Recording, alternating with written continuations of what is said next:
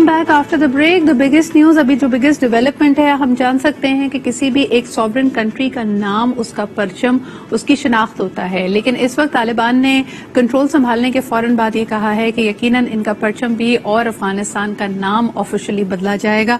आइए सबसे पहले ये इसके हवाले से आपको एक रिपोर्ट दिखाते हैं और फिर एनबीसी से और ब्रिगेडियर गजनफर से इस बारे में बात करेंगे। Let's take a look.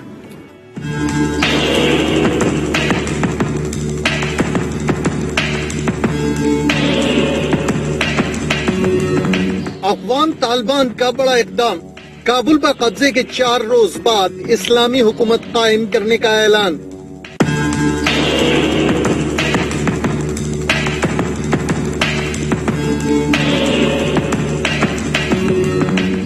Taliban तर्जुमान Zabihullah मुजाहिद ने ट्विटर पैगाम में अफगान इमारत इस्लामी कायम करने का ऐलान किया। ट्वीट में उन्होंने अफगानिस्तान के झंडे और सरकारी निशान की तस्वीर भी शेयर की।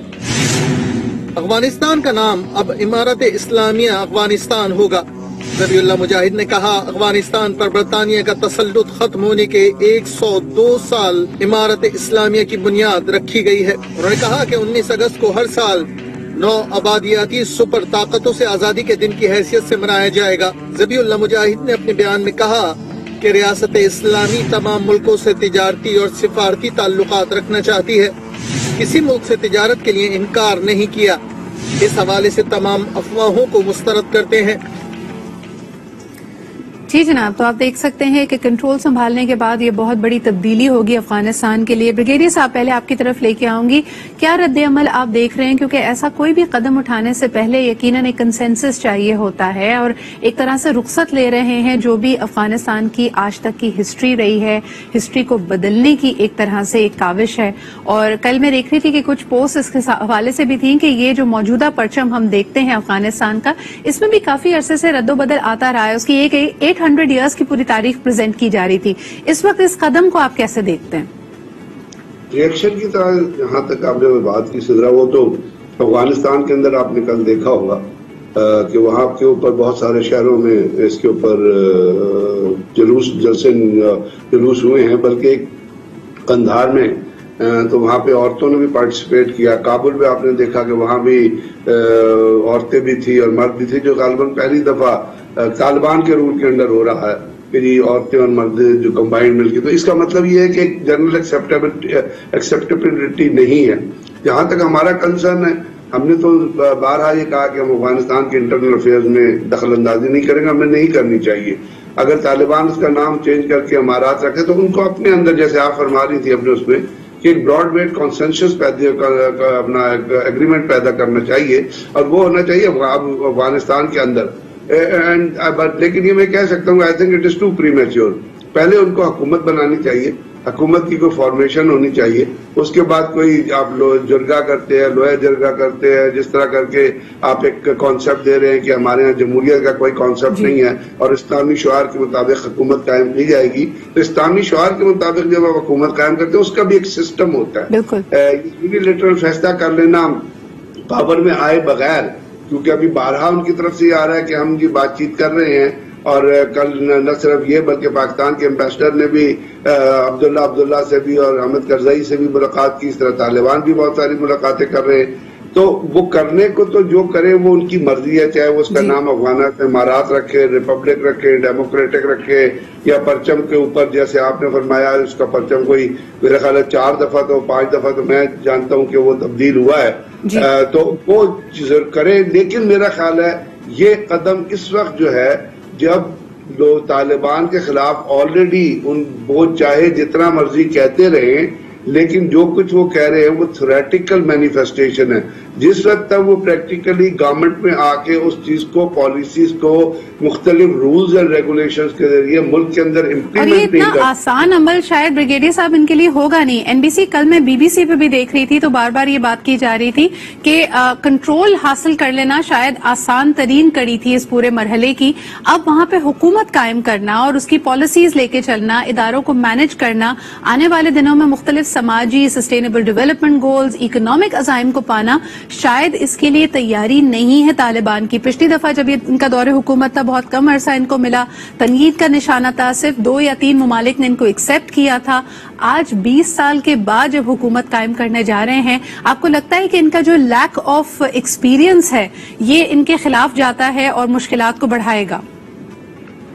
देखिए, तालिबान की कभी हमने पाकिस्तानी कभी हिमायत नहीं की, तालिबान पाकिस्तान की भी हिमायत नहीं की। Without taking anything away from Taliban, पहला जो मसला है जो झंडे वाला, तो झंडा तो हर बार तब्दील हुआ है। सही। जितनी बार निजाम बदला गया है, निजाम सक्का हो या ज़ाहिर शाह हो या शुजा पाशा हो, कोई भी हो, और उससे पहले कबायली निजाम हो, हर बार कम्युनिस्ट पार्टी हो, हर बार झंडा बदला गया है। और इमारत इस्लामी भी पहली बार नहीं है, दूसरी बार बन रही है।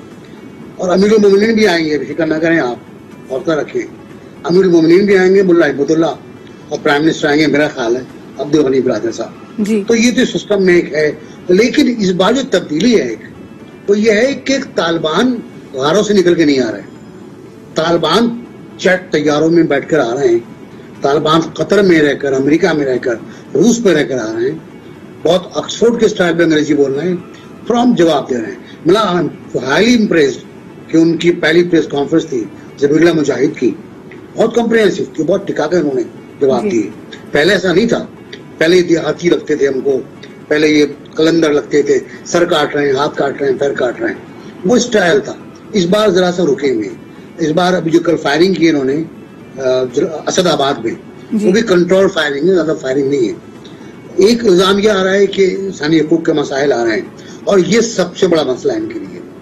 अगर इनको अपने आप को एक्सेप्ट कराना है, देखिए दुनिया इन्हें एक्सेप्ट करने के लिए तैयार है, बशर्ते कि ये इंसानी हकूक की गारंटी दे दें, ये खवातीन के हकूक की गारंटी देते हैं। दुनिया तो तैयार है एनबीसी, लेकिन इस वक्त यानी काबुल एयरपोर्ट पे हम देख रहे हैं कि इनके टेक ओवर के बाद अब तक मुख्तलिफ इतलात के मुताबिक तकरीबन 20 लोग हलाक हो चुके हैं, मुख्तलिफ फायरिंग के और मुख्तलिफ वाकयात को लेके। अब उसकी शिनाख्त भी हुई है, जो बच्चा यानी जो लड़का उसमें कूद गया था, उसमें ही इज अ फुटबॉलर।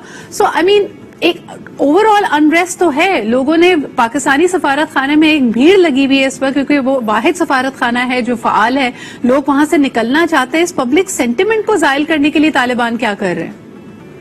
देखिए, वाहिद एयरलाइन पे आई चल रही है, कमर्शियल एयरलाइन। आज भी 2 जहाज जा रहे हैं और बहुत अहम लोगों को निकाल रहे हैं वहां से। 18,000 अफराद बाहर आना चाह रहे हैं, बड़ी तादाद है ये। यकीन तौर पर इनमें अमरीकी इत्तेहादी भी, लोकल इत्तेहादी, अमरीकी इत्तेहादी, मुतरज्जिम, मुखबिर, ये सब होंगे जो भाग रहे हैं। वो जो जहाज से गिर के मरे ना, उनको समझ में नहीं आया। वो लड़का बहुत कीमती लड़का था, वो बाहर भी खेलता था, उसको क्या पड़ी थी कि भाग जाता। वो क्रिकेट टीम बैठी हुई है वहां आराम से, वो बातचीत कर रहे हैं, क्रिकेट खेलने के लिए बात कर रहे हैं, वो क्यों भागा? लेकिन ये कि अमेरिकी फौज ने मारा है लोगों को वहां पर, कम से कम 5 मेरे इल्म में है कि अमेरिकी फौज ने डायरेक्ट फायरिंग किए लोगों पर जो अंदर एयरपोर्ट पे आना चाह रहे थे। अमेरिकियों का जो कंट्रोल है वो सिर्फ हवाई अड्डे तक है, और बाकी उनके जहाज फ्लाई कर रहे हैं ओवरऑल सिर्फ ये देखने के लिए कि जो काफिले एयरपोर्ट की तरफ आ रहे हैं उन्हें कोई रोक तो नहीं रहा, और तालिबान को नहीं रोक रहे। लेकिन जो खतरनाक चीज है वो है पंजशीर वैली। ब्रिगेडियर साहब जानते हैं, अहमद शाह मसूद का बेटा खड़ा हो गया है, उसने कहा जी मैं इनसे लड़ूंगा, और उसने भी नारा लगाया इंसानी हकूक का। वो लोग भी इंसानी हकूक के खिलाफ हैं, उन्हें बड़े खिलाफ वर्जियां की इंसानी हकूक की। ये भी वार लॉर्ड है, ये भी वार लॉर्ड थे। तो अब वो खड़ा हो गया, वो दाद मांग रहा है यूरोप से। मुझे लगता नहीं, अभी रूस आ गया है, चीन आ गया है, दोनों तालिबान को सपोर्ट करने के लिए खुल के सामने आ गए। But it will not go away NBC. अगर एक देखा जाए कि सोशल इंजीनियरिंग की कोई भी एफर्ट इस तरह फौरी तौर पे इस सेंटिमेंट को जायल नहीं कर पाएगी, क्योंकि हम देख सकते हैं कि एक पूरी नस्ल है जो अमरीकी इन्फ्लुएंस के अंदर जवान हुई है ने 20 साल का एक अरसा देखा है, जिसमें उनके ख्वाब, उनका तर्ज जिंदगी, उनका आउटलुक टू लाइफ बहुत मुख्तलिफ हो सकता है। ब्रिगेडियर साहब, मेरा आपसे सवाल होगा कि 2 पार्ट्स में, नंबर 1, अमरीका का क्या रोल देख रहे हैं आज से लेके may be for the next 10 years या 2025 तक अगर आप प्रोजेक्ट करना चाहें, and secondly what does it mean for Pakistan? America की जहां तक आपने बात की, अमेरिका के अंदर बहुत रिपल्स रहेंगे। अभी एक वॉल स्ट्रीट जर्नल में रिपोर्ट छपी, आपकी नजर से गुजरी होगी, जहां उन्होंने बहुत सारे लोगों ने कहा कि जी अमेरिकी इंतजामिया को, एंथोनी ब्लिंकन को पहले बता दिया गया था कि ये कैटास्ट्रॉफी आने वाली है, तो आप यहाँ से लोगों को इवैक्यूएट करें। अब ये जो डिस्कशन चलेगी, और जिस तरह आपने जो बाइडेन का इंटरव्यू देखा, अमेरिकन टेलीविजन चैनल, तो अमेरिका अभी अफगानिस्तान के आफ्टर इफेक्ट से जो रिपल्स हैं उससे स्टेबलाइज होने में टाइम लेगा। अब जब वहां पे ये डिस्कशन चलेगी और ट्रंप ने जिस तरह कहा है, तो आपको पता है कि फिर कोई यूनिलेटरल कोई और एक्शन लेना, फिजिकल एक्शन लेना, जैसे हमारे यहाँ लोग अभी कल में अमेरिका वो एक वॉइस ऑफ अमेरिका भी एक वो एक्सपर्ट सिक्योरिटी एक्सपर्ट को सुन रहा था कि जी हम जाके हमले कर सकते हैं और वो अटैक कर सकते हैं और इंटेलिजेंस बेस्ड ऑपरेशन कर सकते हैं। भाई किधर करेंगे? तालिबान तो मिक्सअप हो गए ना सिविल पॉपुलेशन में, वो दफ्तरों में भी होंगे, वो अस्पतालों में भी हो, तो ये पॉसिबल नहीं है। अमेरिका की ऑप्शन बड़ी लिमिटेड हो गई है। पाकिस्तान के लिए ये एक अच्छी चीज है कि जहां तक बात हो रही है दुनिया की पार्लियामेंट में, कल बरतानिया की पार्लियामेंट में बहुत डिस्कशन हुई और वहां पे एक ज़ारा सुल्ताना है वहां की एमपी, उन्होंने बहुत क्रिटिसाइज किया। इस तरह बहुत सारे, तो मैं जिस तरह देखता हूं आने वाले दिनों में ये क्रिटिसिज्म जोर रोजाना पकड़ता जाएगा क्योंकि लोगों में अवेयरनेस ज्यादा आई है। पाकिस्तान में जिस तरह अभी देखा, मैंने आपसे अर्ज किया कि पाकिस्तान के एम्बेसडर वहां पे मिल रहे हैं, फिर पाकिस्तान लोगों को इवैक्यूएट भी करना है, नीदरलैंड के बाद काफी सारे लोगों को इवैक्यूएट किया। तो पाकिस्तान को ये जो गुडविल जेस्चर्स हैं और उसके साथ साथ एक जो आपने स्टांस ले लिया कि we will not interfere at all.